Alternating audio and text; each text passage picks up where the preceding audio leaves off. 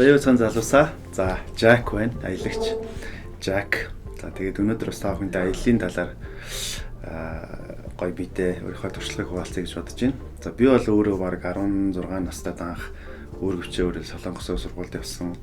Тэрнээс хойш л ер нь аялж явж байгаа гэж өөрөө боддог. Тэгээд амьдрал дээр ч аялал дээр ч ер нь аялж яваа гэж боддог. Тэгээд дараа нь хятадд 5 жил амьдраад тэгтээ бол маш их аялж исэн. Сүүлд Америкт сурахтаа бол бас Америкийг ер нь 2 удаа бол яг Сиэтлаас Виржиниа хүртэл гэдэг чинь бол яг ингэж хөндлөнгуулд явж бас аялж исэн. Тэгэхээр ер нь баг зэрэг аяллаа туршлага хоригдлуулад ингээд бол явж байгаа. Тэгээд яг бүр 18 өстэд хятад оюутан байхдаа бол бүр 2 сар мараар үргэлжлээ өөрөд гараа явцдаг. Тэрөөсөө тэгэл вагонд автобусаар ингээл баг явган хаасаагүй ингэж аялдаг байсан. Тэгэл заримдаа бол бүр нөгөө нэг хятадуудыг гадаад хүн оруулаад 20-той тийм одоо хэтэрхий жижигхэн тосгонлоо хүртэл ганцаараа яваад очсон. Баг анхны Монгол энтер байсан баг. Тэгэл тэнд нөгөө хонох буудлын муудлаа байдаг болохоор тийм одоо танихгүй тариачин айл майл дээр очсноо. За би ингээд танад баг өнөөдөр хончин энтер гэж мэгэл айл майлд хоноол. Ингээл ер нь бол айгүй тийм экстрем аялалч их олон хийж исэн. Тэг яг ингэж явангаа зүгээр нөгөө аялал гэдэг нь өөрөө маш их тийм биднэрт чухал зүйл юм байна гэдгийг бол өөрөө ойлгосон л доо. Ягаад тэгэхээр аялах болгонд хүн нөгөө нэг хүний хараа юмыг харах одоо өнцг нь өөрөө илүү юм том болж идэх гэдэг юм уу? Аялал бол дандаа энэ дээшээ мод руу ингээд өгсөж байгаа юм санагддаг байхгүй. Хүн чинь нөгөө нэг ой шуугууд байхад ингээд модоор нэг жоохон дээшээ өгсөх тусмал харагдаж байгаа газар нь ингээд илүү өргөн болоод идэг шүү дээ. Тэгээ илүү их аялах тусам хүн ер нь мод руу илүү өндөр авирдаг. Илүү өндөр авирах тусмаа бид нар яг нөгөө нэг энэ хороо дэлхийн өөрөө ямар их уужим үргийн те бид нар тулгараад байгаа асуудал гэдг нь зөвхөн ингээд бидний асуудал юм уу? Ер нь ингээд хүн төрөлхтний амьдрал чи ямар байгаа ингээд энийг илүү ойлгож мэдээд олон үндэсний одоо соёлтой хүмүүстэй уулзаад очих тусмаа бидний асуудлыг хүлээж авах, бэрхшээлийг хүлээж авах өөрөө илүү хөнгөн болдог. Илүү юмыг утга учиртайгаар өргөн цар хүрээдэг харж чаддаг болдог гэж боддог л доо. Тэгээд энэ жил чинь нөгөө гадаадын аялал бид нар хийж чадсангүй нөгөө цар тахал өвчин байгаа болохоор баг Монгол улсад бол аялал жуулчлалын дотоодын аялал жуулчлалын баг хамгийн өндөр оргил жил нь бол энэ жил болох шиг боллоо. Хөвсгөл орж үзээгүй, өгийнөр орж үзээгүй маш олон хүмүүс тийш нь очиж үзэх шиг боллоо. Тэгээд миний хувьд ч гэсэн бид нар бас эглгүй монголж байгаа л тэгээд 6000 км монголоор аялаад ирлээ.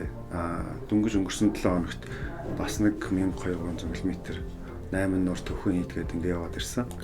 Тэгээд нэгэнт одоо манай монголчууд маань ингэж одоо аялалд шунж дурлж эхэлж байгаа яг юм идэвхтэй үед нь бол бас нэг аяллаа талаар та бүхэндээ жоохон туршлага хуваалцвал илүү зүгээр юм болов уу гэж бодогдоод байгаа. Тэгээд сүүлийн үед нэг ийм үг яваад байгаа л да. Аялал зугаалга хоёр ялгаатай гэдэг. Бид нар өнөөдрийг хүртэл дандаа зугаалсан юм байна тий. Амралтан дээр очиж 2 хоног одоо ядраад ирдэг гэдэг шиг тий. Яг нөгөө зүгээр цүнхээ үүрэл бараг л тэр цаг агаар магарын одоо тэр бэрхшээл энэ тэрийг бодохгүй бараг л юм ойрхон ингээл ер нь тийм зугаалгын маягтай айгу их тэрийг бол аялал гэж их эндүрч явж ирж л дээ. Тэгтэл яг жинхэнэ аялал гэдэг бол өөрөө наан бэлтгэл ажил гэдэг зүйл маш чухал байдаг. Дээрээс нь тэр аяллахаа яг одоо агуулга концепцийг өөрөө төлөвлөөд явна гэдэг. Зүгээр нэг ингээд за би нэг ингээд өгийнөөр орчоо тэр ягээд ороод ирэх хоёр хооронд өөр айгүй их том ялгаатай. Тийм тэгэхээр аялал хүн өөрөө аялалдаа айгүй их тийм ач холбогдол өгч аялалд юу бэлтэж явах хэрэгтэй байдаг. Яг би чинь солонгосчуудын нэг яг гэрэл зургийн багийг 7 жил орчим Монгол хүлээж авч ингэж аялуулж ирсэн байхгүй. Тэгтэл тэдний хувьд бол баг жилийн өмнөөс энэ аяллыг тэр бэлддэг.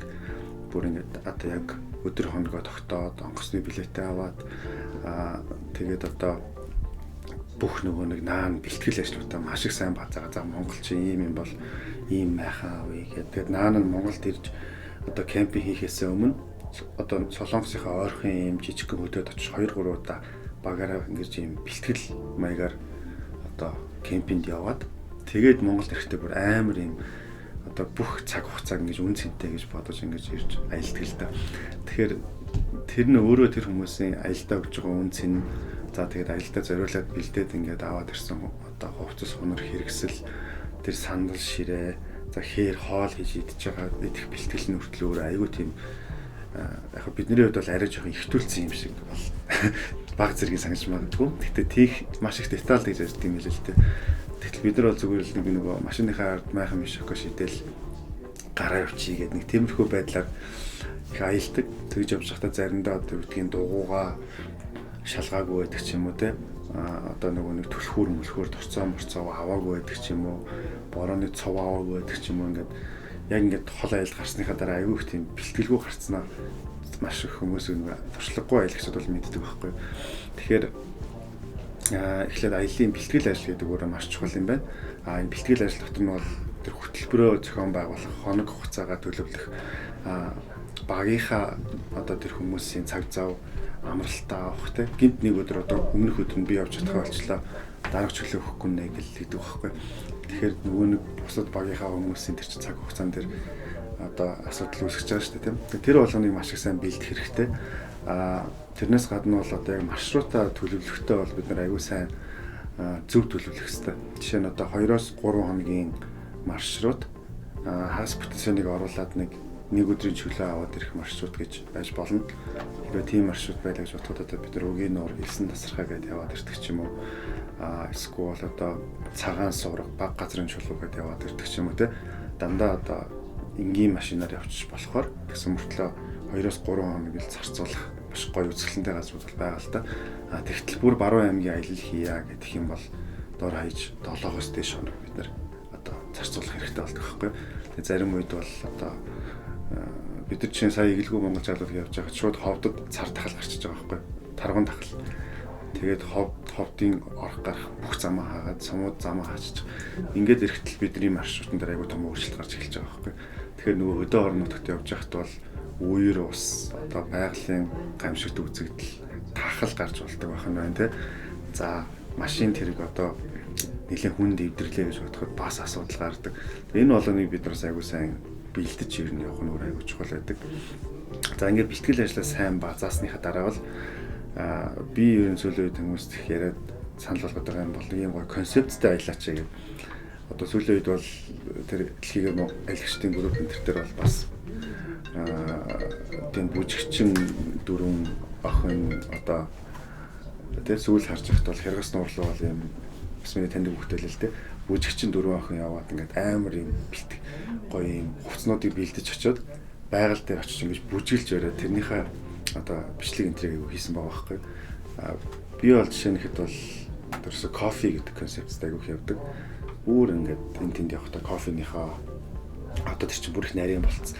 Нөгөө нэг цахиур байдаг шүү дээ. Дээр хүний төлөөс хамгийн анхны одоо гал гаргаж ирсэн. Тийм цахиур хүртэл гарцсан байхгүй. Тэгээ цахиур энтрээр гал хасаагаад за тэгээд одоо тэр кофегоо бутлсан кофегоо одоо яг ингээд сайхан бүх сетүүдэд тавьж агаад тэгээд нараа хүлээн яг ингээ өглөө нар мандахыг хүлээж агаад тэгэл өстө яг нөгөө тэр гоё нуурын чирэг дээр нар мандж явах үед так цахиураа одоо хасаагаал усаа буцалгаал одоо гоё хөгжим тавьж байгаа шүү дээ тий. Тэгэл кофег бол одоо ууж байгаа байхгүй. Тэр нэг нар мандаад ирэх чинь нэг 30-40 минутын л нэг тийм одоо нөгөө нэг алтан цаг гэж ярьдаг байхгүй гэрэл зурагч. Тийм одоо цагийг ашиглаж ерөөсөө тэр кофегоо уудаг. Тэгээд дуусан зураг аавна. Авсан зураг цуглуулад явдаг. Тэгэд сүүлийн баг нэг 4-5 жилийн цуглуулга харсан чи ер нь л айхтар гоё болсон билээ.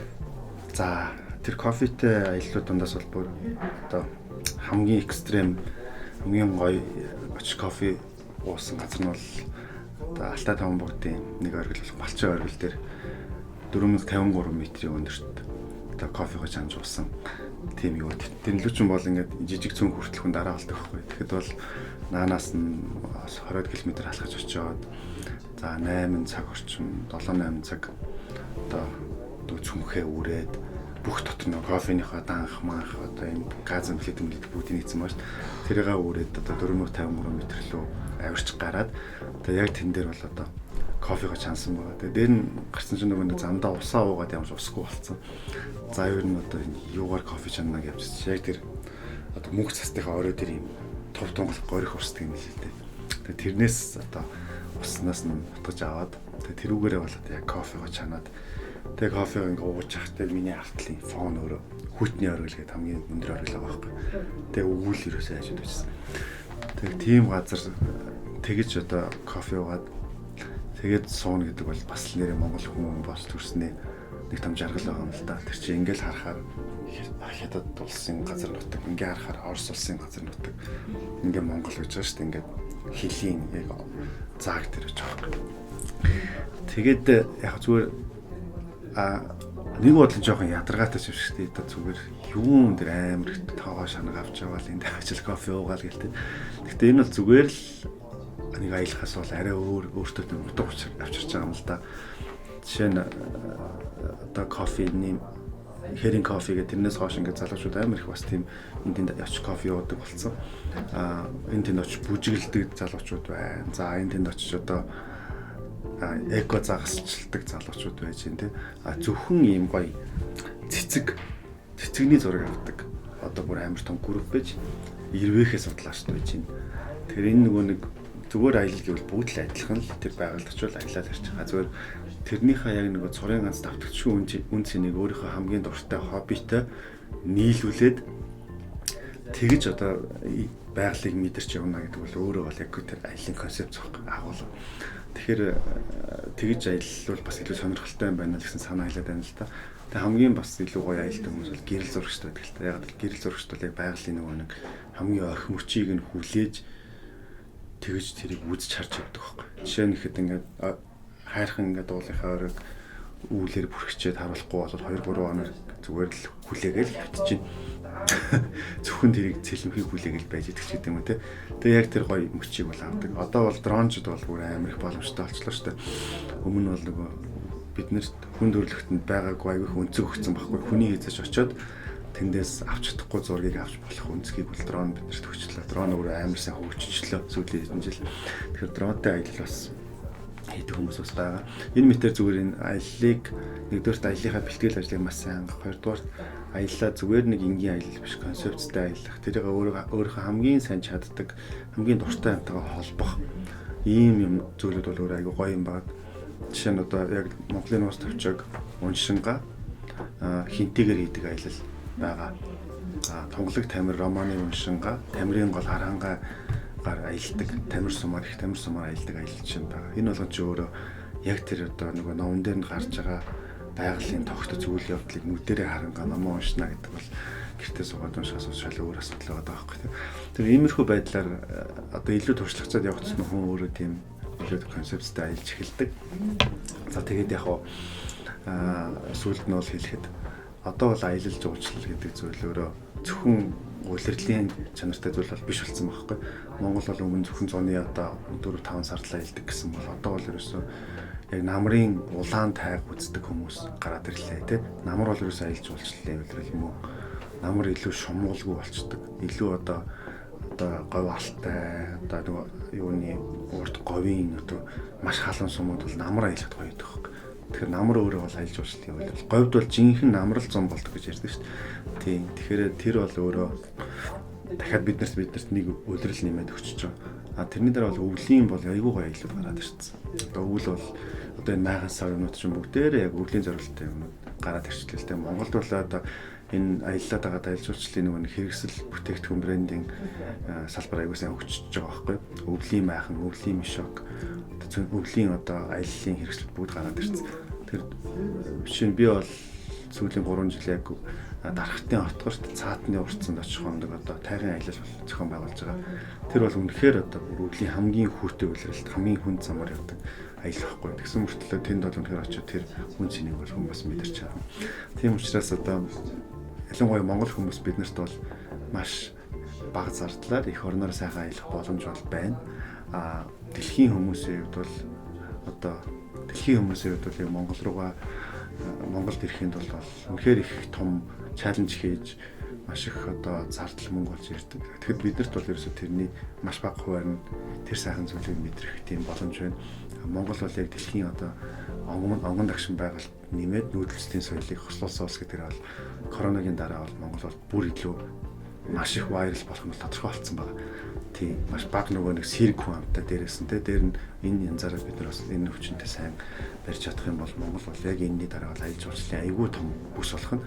Тийм учраас дэлхийн Монголыг үнэлж байгаа үед монгол хүмүүс өөрсдөө их орноо хамгийн гол нь хайрлаад тэр одоо байгалаа хайрлаад эко хог одоо энэ тарихгүйгээр байгальтаа ээлтэйгээр ингээд ажиллах биднэрт бол тийм ад завшин хөвцөн явал байна. Тэгэхээр бүгдээрингийн аялаасаа гэж хүсэж байна. Далайлаа хүртэл хэлсэн байдаг. Сард нэг удаа зүгээр л ядаж энэ уртлынхаа гарч үзэг уулан дээр гараад үзээ те. Орчноо ингэж сольжий. Тэр үед бол чи нөгөө нэг яг нэг өөрийнхөө нэг юм хайр цагнаасаа гарсан үед хүний тархитлах шамиг шал өөрөөр харддаг те. Тэгэхээр бид нар бол ингээл яг л нэг ажил гэр гэл тэгэл амьдраад байдаг. Тэгтэл энэ аялал гэдэг зүйлүүд биднийг бол энээс одоо ингэж илүү дахиж цэнгэлж өгөх маш том бидний одоо power bank л та юм бол тийм учраас бүгдээрээ аялал тайртай байгаарай, их орондоо хайртай байгаарай. Тэгээд монголоор их орноор эко аялцгаарай гэж уриалах байна. Баярлалаа.